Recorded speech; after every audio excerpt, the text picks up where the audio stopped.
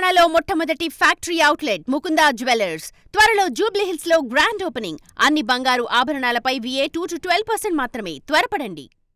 మాజీ మంత్రి దానం నాగేందర్ ఎమ్మెల్యే పదవికి రాజీనామా చేయడానికి సిద్ధంగా ఉన్నారా?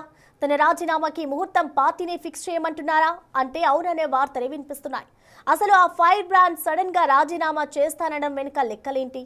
ఆయన విషయంలో పార్టీ ఆలోచన ఏంటి? ఆ ఎమ్మెల్యే చెప్పినట్లు రాజీనామాకి కాంగ్రెస్ పెద్దలు ముహూర్తం ఫిక్స్ చేస్తారా? ఖైరతాబాద్ కు బైపోల్స్ అవసరం లేకుండా మధ్య మార్గం ఏదైనా ఆలోచిస్తారా?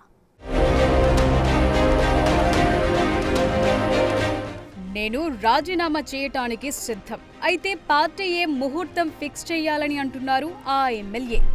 ఎవరా ఎమ్మెల్యే అనుకుంటున్నారా? Khairatabad MLA fire brand Danam Nagender. ఆ మాజీ మంత్రి ఇప్పటికే పార్టీకి ఆ దిశగా సంకేతాలిచ్చినట్టు సమాచారం. దానం నాగేందర్ బీఆర్ఎస్ లో ఎమ్మెల్యేగా గెలిచి కాంగ్రెస్ పార్టీలో చేరారు. చేరటమే కాదు, కాంగ్రెస్ బీఫామ్ పై సికింద్రాబాద్ ఎంపీగా పోటీ కూడా చేశారు. అదే ఇప్పుడు ఆయన మెడకు చుట్టుకునే పరిస్థితి కనిపిస్తోంది.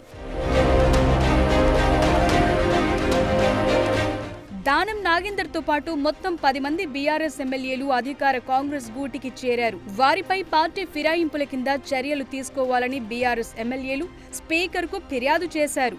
స్పీకర్ ఎలాంటి చర్యలు తీసుకోకపోవడంతో కోర్టును ఆశ్రయించారు. సుప్రీంకోర్టు స్పీకర్ పై పలు కీలక వ్యాఖ్యలు చేస్తూ ఫిరాయింపుల ఫిర్యాదుపై ఒక నిర్ణయం తీసుకోవాలని గడువిచ్చింది.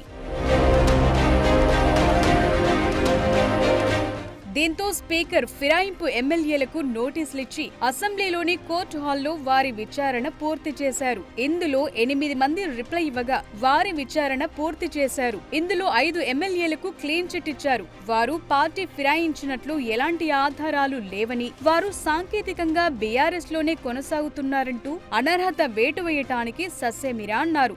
మరో 3 తీర్పు పెండింగ్ లో ఉండగా స్టేషన్ ఖన్పూర్ ఎమ్మెల్యే కడియం శ్రీహరి ఇటీవలే స్పీకర్ నోటీసులకు రిప్లై ఇచ్చారు. బీఆర్ఎస్ పార్టీ సభ్యత్వానికి రాజీనామా చేయలేదు, కాంగ్రెస్ పార్టీ సభ్యత్వమూ తీసుకోలేదు, చేరుతున్నట్లు ఎక్కడా చెప్పలేదని సమాధానమిచ్చారు.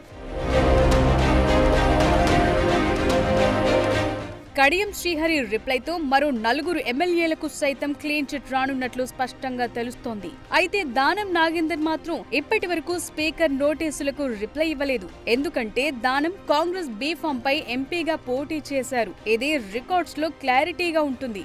ఇక ఇటీవలే సీఎం నిర్వహించిన ప్రెస్ మీట్ లో సొంత పార్టీ ఎమ్మెల్యేలని వారి పైసలు తీసుకుంటూ బీఆర్ఎస్ తమవారు కాదని అంటోందని విమర్శించారు.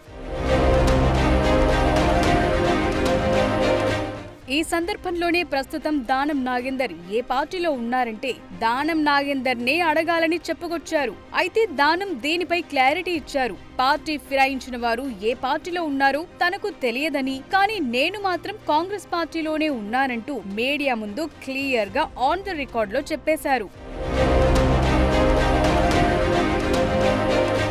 దానం స్పీకర్ ముందు విచారణకు హాజరైతే ఇటు కాంగ్రెస్ బీఫామ్ పై ఎంపీగా పోటీ చేయటం, కాంగ్రెస్ లోనే ఉన్నానని చెప్పిన వీడియోతో ఆయనపై స్పీకర్ అనర్హత వేటు వేయక తప్పని పరిస్థితి నెలకొంది. ఇలా అనర్హత వేటు పడితే మళ్లీ కాంగ్రెస్ టర్మ్ ముగిసే వరకు దానం పోటీ చేయటానికి కూడా ఉండదు. దీంతో దానం క్లియర్ గా ఉన్నట్లు సమాచారం. తాను రాజీనామా చేయటానికి సిద్ధంగా ఉన్నానని, ఎప్పుడు పార్టీ ప్రభుత్వం రాజీనామా చేయమంటుందో అప్పుడు చేస్తాను అని సంకేతాలిచ్చారు.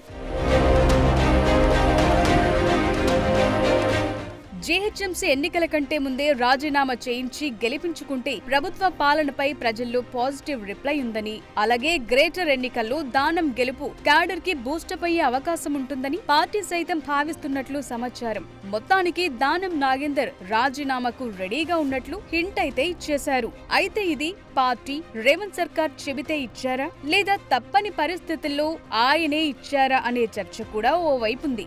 ఏది ఏవైతేనేం తెలంగాణలో గ్రేటర్ పరిధిలో మరో ఉప ఎన్నిక వస్తుందనే సంకేతాలైతే వచ్చేశాయి. మరి ఆ ఉప ఎన్నిక ఎప్పుడనేది చూడాలి.